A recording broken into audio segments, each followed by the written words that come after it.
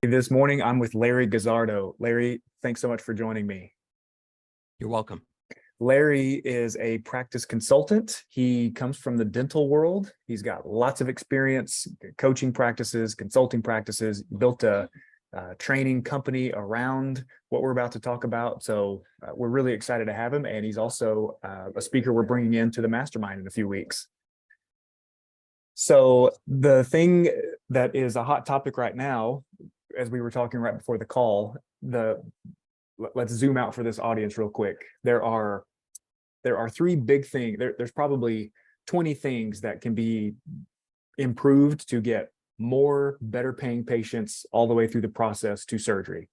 The three big things that I think the clinic has control of from a staff perspective are those touch points, which is the first patient phone call, right? Or the first point of contact. Could be a form sent in, could be a phone call.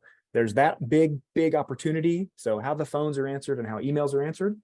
Number two is how the patient is communicated as that date to the first visit gets closer. So the communication there. And number three is when the patient actually walks into the clinic for that initial consult, there's all sorts of things that could go poorly or could go amazing. And that's what affects the conversion rate from lead to consult to surgery. And I think one of the things I've listened to that you've put out, I think you really knock it out of the park, is the no-show cancel problem. So let's zoom up to that one first and say, even in the last couple of months, it seems like more and more practices are saying, oh my gosh, we've always had some no-show cancels, but this last 6 months or this last 12 months, it is getting out of control. And we have our own personal theories on that, but I would love to have that conversation with you this morning and talk about how do you start with a practice to say, yeah, you've got a no-show cancel problem, and here's why, and here's what to do about it. Yeah. You know what? I'm not surprised you're having this issue. The public is enormously distracted today by a lot of things that are going on in the economy, in the universe, with the weather, you know what I mean? And it has a big effect on people. And I think one of the things we have to realize is that, and we have to develop a mindset that when people call us today, more than likely, they haven't given any thought to calling you at all. We kind of know this if we're talking amongst friends here. We know this because of the kind of silly questions that they ask. You know, they don't make any sense. And we're trying to be polite and we try to answer all those questions. Are you open on Sunday? Do you treat dogs? Is your doctor nice? Will the staff yell at me? You know what I mean? Does the nurse drop things on my chest? You know, whatever it is. Yes. And we're trying to answer all those questions. Yes, no, well, don't read everything. You don't pay attention what you read in the paper. You know, don't worry about what you hear in the news. You know, the doctor is really nice. The point here that I'm trying to make is the conversation makes no sense. Conversation makes no sense. And so the patient doesn't know what's going on. And they say, okay, well, if I think I want to make a call or make an appointment, I'll call you back. Yep. Or if they're in a different state, they may say, okay, well, let me make an appointment because I'd like to talk with the doctor. But the problem for us is there's no commitment. There's no commitment there. And because there's no commitment, that's why they don't show up. And so the question you have to ask yourself is, how do I get commitment from the patient when I talk to them over the phone? Mm. And so what I would tell you is when you're talking to a stranger, one of the biggest myths that we have, one of the biggest myths are that people think you can do this with a script, you know, and they think that you can do this by finding a magic phrase or a magic word. And I'm not saying that words don't count. And I'm not saying that creating a script of your own doesn't help so that you can anticipate what people are going to ask you and you know what you're going to say. I'm talking about, and you got to memorize, what am I supposed to say when somebody says X? You know you're going to get in trouble because I haven't met anybody who says, oh, I just love talking to somebody who's stumbling over a script, you know, because the person doesn't sound authentic. They don't sound sincere. We just know it. Matter of fact, we figure that out usually in about the first 10 seconds of the phone call, maybe even sooner, that I think I got the wrong person here. So if I'm answering your question, the number one reason why they're not coming in is because there's no commitment. And so the process that you use to answer the phone has to create curiosity.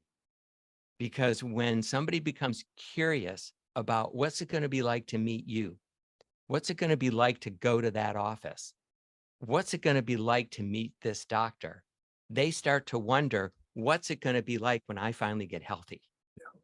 And when they're curious that way, then they commit. And when they commit, they become compliant, because now your directions make sense to them. Like, bring your prescriptions, or tell me what your diet was in the past, or, tell me things that you've tried before. You know what I'm saying? Yes, You know how sometimes they absolutely. show up in the office and they go, what did you want? Yeah. I needed to do this. And you're thinking, you're wasting all of our time.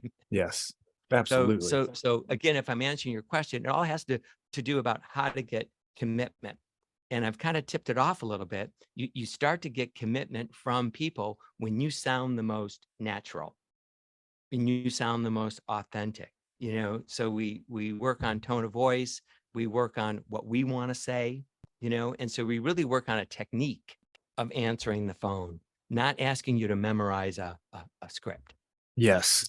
And how many clinics that you've worked with actually have any sort, as you're hired to come into a clinic, first of all, how many clinics have anything to say about how the phone is answered other than, oh yeah, Shelly and Brian answer the phone, so go hang out with them and you'll figure it out. Basically, you just say, ABC clinic, how can I help you? And that's the end of it. How can I help you? And then there's usually dead silence. Yes. And so we have to remember, people don't give a lot of thought to calling your office. You think they would, but since we all carry our phones around with us, most people call whenever it suits them. Yeah. And it might be when they're ordering lunch, you know what I mean? At the drive-through. We know this because we hear these conversations going on. No, make it biggie size, while they're talking to you, Yes. And so sometimes there's dogs barking in the background. You know what I mean? So Absolutely. that's part of the technique, is how do you control that kind of environment? But what I want your audience to hear is that people don't think about calling the office. That's our big problem right there. Whenever they feel like they want to call, driving in traffic, whatever it is, then they're going to call. And because they don't give any thought to calling the office, they don't ask the right questions. Yeah. And part of it probably is because they don't know what questions to ask. Yes. And so if they call us and they say, I want to make an appointment, and we don't know what to say, well, there's a lot of emotion involved in communication. The patient definitely is more stressed than you are, or let's just say their emotion is higher than what yours is going to be. And so when you don't follow up very quickly with another question or another statement or something, somebody's going to fill that void. Absolutely. And it's going to be the patient. Except the problem is, remember, they don't know what to ask us. And they don't expect to know what to ask us. So they ask another stupid question, which usually, unfortunately for us, elicits another emotional response. And that response is usually never polite. It's always something like, I got an idiot on the phone. Yeah. You know what I mean? Like, we lose our cool with the patient. This person doesn't know what they want. No, they don't know what they want. They need our help. They don't give us the chance to like them. We're the ones who create that environment, and we're the ones who help them become flexible to agree with what we want them to do. I'm not talking about making them do something they don't want to do. I'm talking about creating the flexibility where they think coming in for your appointment works for their schedule. Absolutely. If they commit to that, they're coming in, if I'm making any sense. Yes, 100%. And you're right. What typically, and we've done a lot of mystery shop calls and sat in clinics, and typically exactly what you're saying, the phone is answered. Someone doesn't really know what to say. So what it immediately turns into is, okay, yep, Larry, date of birth and insurance card number. Right. Okay, we have an and it's like, yeah, especially in the world of bariatrics, this patient has a lot of things spinning in their mind. It is one of the most emotional decisions they could possibly make. And it seems like they're calling because there's a little bit of hope. And then when they get that, it's just a complete turnoff. They thought they might get something, some promise, some hope, but what they get was, okay, do you have Blue Cross Blue Shield? Okay, well, we don't take that, and that's just the end of the road. instead Right. of And you this. probably notice nobody ever has their card with them. Nobody knows what the ID number is. Yeah. They can't even remember their own social security number. You probably notice they almost always start to become resistant because they're sensing, why do you need this right now? Yes. And what I want your audience to hear is the reason why they're saying that is because emotionally, they haven't decided if they like you yet. Yes. See, because there's nothing in collecting data. How old are you? How long have you lived there? What street do you live on? Did you, any of that kind of stuff? Yep. None of that builds trust with a patient, and none of that gets a patient to like you. And I'm not talking about like we're going to be best friends. I'm talking about the kind of like where they say, I think I called the right place. Yep. I think I'm talking to the right person. I like this person. You know what I mean? I'll answer their questions. I'll be honest with them Yep. about what's going on with me. So you're right. That's why I say there's a technique. It's not a script, but the technique has to bring down the emotion level of the patient. The technique has to have the patient start to like you. This is an environment that the person who answers the phone creates, because the patient does not do that. You know what I Mhm. mean? And so when they start to resist, what you need to recognize is I've just raised their emotion, you know? And if I don't get this emotion back down, I'm not going to get the commitment from them that I need. They're going to go through the motions. A lot of us do it. We all know. Yep. Don't have to admit it, but we do. They'll go through the motions, but then they'll forget they ever spoke to you. You know what I mean? Or they just won't show up. And worst of all, they won't refer to your practice at all. You know, Yep. they won't get excited about it. So there has to be a technique there that creates the environment for the caller to feel like, oh, I called the right place. I'm talking to the right person. I could tell by the questions that this person is asking me. And it's not about your phone number. Mhm. You know what I mean? It's not your email address. Yep. That's excruciating. I joke about it all the time because, you know, years ago, everybody's name was Smith and Brown and Jones. Now you have names like Guzzardo out there. And so you say, you know, hey, can I have your name? I'm Larry Guzzardo. Bajardo, Lazardo, Lizardo, Grizzard, Gruzzard, did, let that go. Yes. Just remember Larry. Yes. Larry, thank you for calling, Larry. I'm going to take care of you.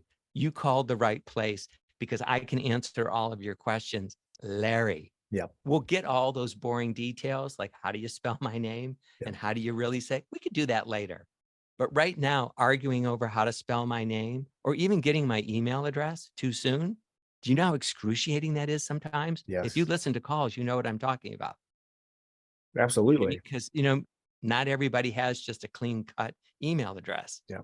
And so it's like, okay, we're killing this patient. Yes. We're Yes. killing this patient. Absolutely. And in sales training, we were taught the importance of mirroring and matching. You take that, I know it's not a sales event, but it is a event to, like you said, it's not our job to talk someone into doing something they don't want to do. It is our job to help them quickly know the right questions to determine, hey, this is a great decision for me, or I didn't know that, I'm not coming in. Don't put me on the schedule. That's just as much of a win. But you take, on the phone, you take the whole physical cue and visual context out of it. All you have is your voice to get this person, or your voice and your questions and your comments to get Right. this person in just a couple minutes to say, hey, I wasn't really sure about this, but man, I'm actually very excited to go next Tuesday and I can't wait. And the only way they're going to feel that way, unfortunately for us, is if they think they like, or they feel like they like the person that they're talking to. Yeah. And it is a challenge. You've probably all heard the studies. You know, people size each other up very, very quickly when they meet you physically. The studies say probably within the first 40 seconds. And we're never very generous in the way that we size people up, unfortunately. But they say that when we hear people just, through their sound, they make up their mind within usually the first 6 seconds Hmm. about whether they like the person, they think they're nice, educated, live in a great neighborhood, whatever. Hmm. You know what I mean? Because your voice evokes some kind of picture in their brain. So we have to remember that we only, but again, the technique, when it's done correctly, the technique helps you with your tone of voice. It helps you adjust it. Mhm. Just like you're talking about mirroring and matching. I think that is a good technique to do. It's not about persuasion. It's not about manipulation. It is all about emotion. Because when we mirror and match the person, we all know like likes like. Yeah. Everybody likes being around people that are like them. That's what makes us feel most comfortable. And so one of the big challenges that we have in all of our communication is that if I'm a really loud talker, you know what I mean? And I'm talking to you on the phone and I'm talking to somebody who's a kind of a quiet talker. Yes. My loud talking is raising their stress level. And if I want them to communicate better with me, I'm going to have to lower that stress level. Yep. And the only way I can do it on the phone is by this like mirror and matching. I Yes. take your phrase. If I could recognize, oh, I speak a lot louder than the person that I'm talking to, if I just lower my voice a little bit, just so that this person's, can get comfortable with me. Because once we get comfortable with each other, then we can be ourselves. Yes. But what we have to remember is people don't automatically become comfortable with you, because what they're looking for is somebody who's like themselves. Mhm. Their pace of their speech, the tone of their speech. I'm using volume as an example, but it's a great one on the phone. Yep. Usually we turn them off because we either speak too low, we speak too loud, or maybe we speak too high. You know what I Yep. mean? Or maybe our voice trails off at the end. Like, well, it's nice talking to you now. It kind of sounds Yep. like a question, makes you sound more youthful than what you might really be. So I think that those are good techniques that help you.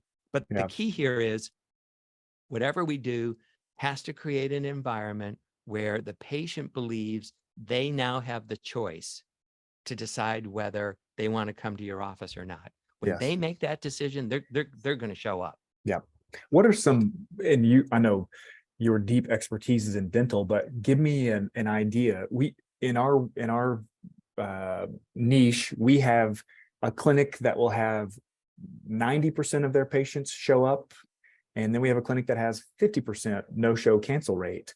And what do you see after some, and I think they get, and number one, they don't know what it's costing them, because if there's any place that the surgeon and the clinic administrator don't go and spend time, it's, sitting at the front, listening to the phone being answered.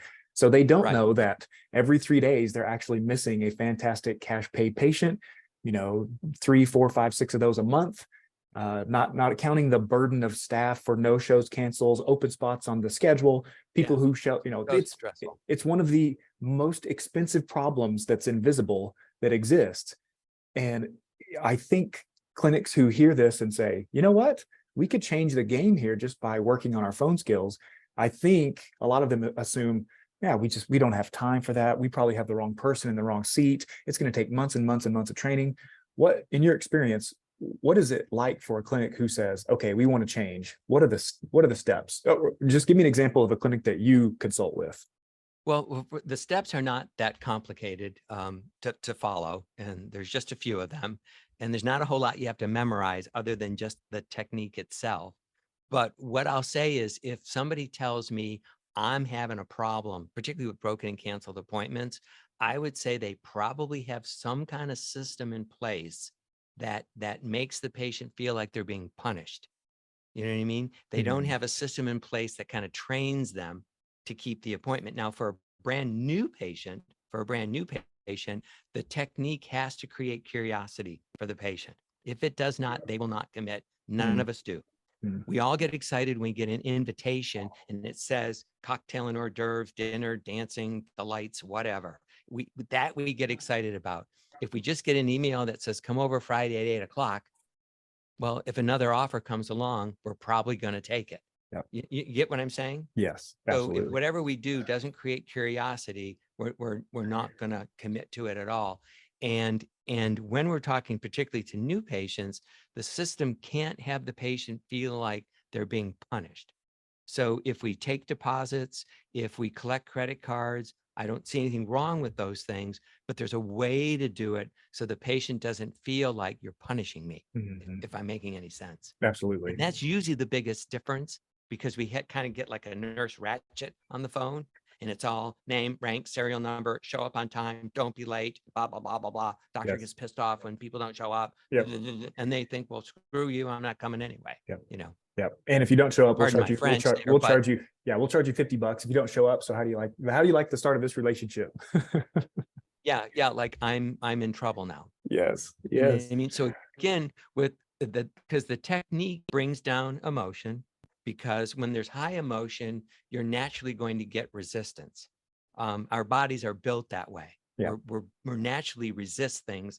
I think that's because that's the world's way of protecting you, so that you don't jump before you look. You know what I mean? We're naturally like, I have to check this out. Yeah. So when there's high emotion, you're naturally going to get resistance from people like, I can't come in at that time. Why do you need all these things? How come you're asking me so many questions? Why is this taking so long? You know what I mean? Mhm. You're getting that resistance because they don't feel like they're talking to the right person. What I want people to hear is why I want to help you lower emotion is because when people are in a rational state, they're very flexible. Things sound better to them when they're not emotional. When they're emotional, they can't help but say, that's not going to work. I can't do that. But when they're in a good emotional state, a positive emotional state, then they're like, oh, I get personal time. So I can take time off to have my surgery when I do that, or I can use my vacation time. Whereas if they're in a high emotional state and you suggested that, they might say, you're nuts. I'm not using my vacation, blah, blah. You know what I mean? They give Yes. you a hard time. And when they do that, you have to say, what have I done to either raise their emotion, or what have I done that maintains their emotion? Mhm. Because I'm certainly not bringing it down. Yes. And the reason why I'm bold here, Maddie, why I'm saying this is because I do not believe that any patient calls any office to not get what they want. Mhm. They called because they were excited to call. They Yes. were calling because they thought, I saw them on the web, or maybe they heard one of their podcasts, or maybe there was an advertisement, but they thought to themselves, these are the people that are going to solve my problem. Yep. And then I got a sourpuss on the other end of the line. Yes. You know what I mean? Or somebody who's maybe just too official, just too much to the facts, Yep. and forgets that you're dealing with an emotional person on the other end of the line. But I believe everybody who calls wants to a point. Absolutely. Oh, and Every one of them want. That's why I'm willing to talk to anybody who's willing to talk to me. yes. I'll take as much time as I need. We'll figure out whether it's a good fit or not. You know Yep. what I mean? Over the course of the conversation, we'll determine like, oh, you know what, this probably isn't going to work. But Yep. you know what? That doesn't happen enough for me to change the way that I would instruct you to do it. Right. Part of it is I have years of consulting on this single issue. But 10 years ago, my wife is a physician here in Atlanta, and she decided, I'm going off on my own. I want my own practice. And I'm like, and 10 years ago, you might remember, was not a great economic time to start a new business. And I always wanted her to do it, but I thought, oh gosh, now you want to do this? And I'm like, you know what, honey, I will support you 10,000% if you would do it the way that I would ask a dentist to open up their own practice. Mhm. It's a little bit different because insurance works differently on the Yeah. medical side than it does on the, but you said cash pay patients. So I know why you might want to attract them. Yeah. But the point of me saying this is that she is a totally fee for service medical office. It is not concierge. It's not a bourgeois, come smell me. You have to Mhm. pay to join. It's not like that. You just pay for your service when you come there. Yeah. And so we have these kind of conversations every day. Yeah. She also charges by the hour, which is unusual, but people want time with the dentist. Yes. I'm sorry, with the physician, and she wants time to answer questions. And so, but I can, if you're willing to pay for it, Yes. kind of the way that it works. If Yeah. you want my advice. And again, people thought she was out of her mind 10 years ago. And I said, no, if we do this right, I'll show you how to market your practice. You're not going to have a problem. And the only reason why I'm bringing it up is 10 years ago, she was by herself. Today, she has 3 associates. Mm. Yeah. I don't have a waiting room. I don't have a waiting room of people, a reception room of people waiting to see me, Yeah. but my wife does. Yeah, absolutely. She has a reception room of people waiting to see her and a list Yes. of people who are trying to get appointments. Yeah. So we know if we do it right, people will make the right choice for themselves. And when your patient makes the right choice for themselves, our life is so much easier, Yes. so much easier. Yeah. Man, yeah, we love this topic, and it's gosh, I should have started at the beginning with the cost of it, and which I am gonna when we get together next month, I'm gonna draw up. Let's just put a rough estimate to how much this phone problem is costing you, and start there, because I think that's what gets people's attention. But well, I promised to make this snappy. I think we're 30 minutes in, so I have some other great Wow. questions, which we'll have to do another episode if you're up for it. Yeah, yeah. Well, tell the folks who are coming to the program, I'm excited to travel to Dallas and get their questions, because people like it when they can stump the speaker. Yes, You know what I absolutely. mean? I don't like to use the role play word, but I'll be you and you be the patient. Yes. You know what I mean? And we'll have a little mano mano Yes, go back and absolutely. forth. But my point is, and the reason why I'm comfortable with that is because it's not what I have to say, it's the technique. Yes. It's the technique that works, and the technique will have your patients like who they're talking to, and it'll have your patients feel like I'm making the right decision. I've got to go to this office. Yep, absolutely. And I know I said we're wrapping up, but you made me think of, I may have mentioned this to you before.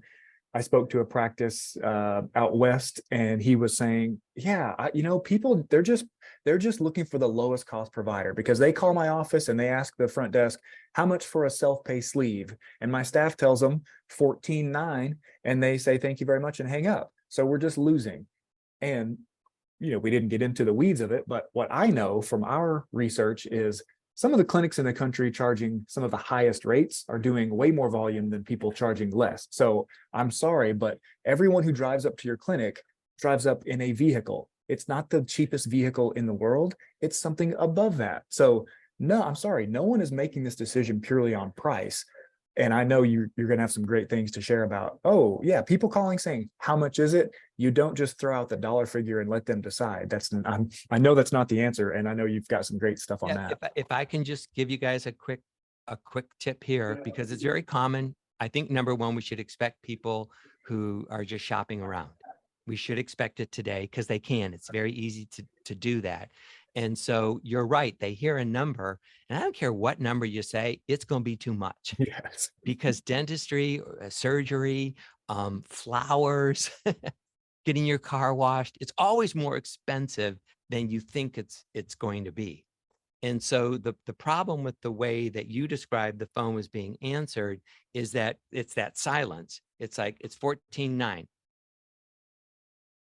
Well, I think it's too much, so I'm just going to hang up, right? Yeah. Because it's always too much. Everyone thought it was going to be a lot less than that. So the tip that I'll give you is, I think it's okay to quote fees. However, fees should always be quoted in a range. You know what I'm saying? I don't know if that's Mhm. exactly appropriate in the type of Mhm. surgery that you just asked me, Mhm. but usually, because people will call a dental office and say, how much is a crown? And the reality is there's a lot of different kinds of crowns. Yeah, You know what I mean? And we don't even know if that's what you need. You exactly. know what I'm saying? So what I always instruct is to say, gosh, if you're looking for a crown, we offer a wide variety of crowns. Yeah. And so crowns in our office can run anywhere from X to X. But after you give the range, you have to have a follow-up question, Yes. because you don't want that dead air at the end of it, because they don't know what to. You know what I mean? So we Yeah. have to remember, it's not what they ask or what they say, it's really what they want. And what they want is to get along with you and talk with you. So you say, oh, if you're looking to have a surgical procedure in our office, we offer a lot of different procedures to solve this problem for our patients. And Yes. so depending on what you and the doctor choose together, that surgery could run anywhere from X to this. And Miss Jones, see, it's got to be a quick follow-up. Miss Yes. Jones, how does that sound to you? Ask them that question, Yeah. and more than likely anticipate they're going to say too much, Yep. because they never go, is that all? They don't say that. They always go, that's too much. and say, well, you know what? If now you're in a conversation with the patient, if you're just calling around looking for fees, you know what? Ours might sound like it's a lot higher than what other people are charging. But what I'm wondering is what did they tell you about the procedure that they recommended? And now you're going to hear crickets. Yes. And but again, we have to anticipate, you know what? Sounds like maybe they never describe, or perhaps they only have one way to do things. I Mhm. mean, because our doctor wouldn't mind having you come in for a few minutes and taking a quick look at you. You know what I mean? And then that way Absolutely. the two of you can decide together what's the best procedure for you. Because we solve this problem a lot of different ways. The Absolutely. key is, if I'm talking to the patient, I'm helping them like me. If I am not asking them questions and I'm not in a conversation with them, there's no way they can like me. There's no way. We're just human beings just aren't built that way. So the quick tip is always in a range, always quote fees in a range, and always have that follow-up question, because you want to stay in the conversation. Yeah. That right there, I think, was worth the price of Absolutely. Everyone just got their money's worth for the podcast, because you're right. Someone calls and says, how much is this surgery? You give the price with no context, no, because if you followed up with a question and say, and also, Samantha, how much weight are you looking to lose? And then Samantha she will have a number. Oh, I want to lose 50 Right. pounds. I want to lose 200 pounds. And no matter what her answer, you say, well, actually, we have non-surgical programs that start at $250 a month. And there's other, then you get into having an opportunity to say, oh, I'm sorry, the other places aren't talking about a comprehensive program, because that's what we do here. If you're just shopping for the lowest place to go get a surgery, you're Ours right. might sound high if that's all you're looking for, but we're not certain that's what you really need. Absolutely. And so now the patient feels like, well, then you care about me. And no, they didn't discuss any of these things.